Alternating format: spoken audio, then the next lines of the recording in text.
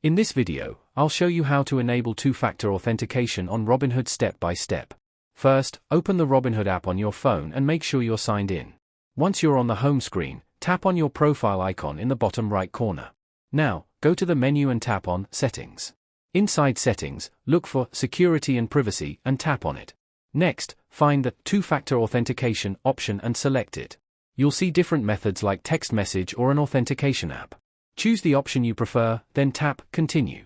If you select text message, enter your phone number and verify it using the code sent to you. If you choose an authentication app, follow the instructions to scan the QR code and enter the generated code.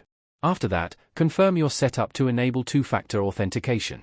Once it's turned on, you'll be asked for a verification code every time you log in, adding extra security to your account.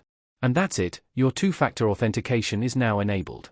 If this helped, don't forget to like the video and subscribe for more simple tutorials.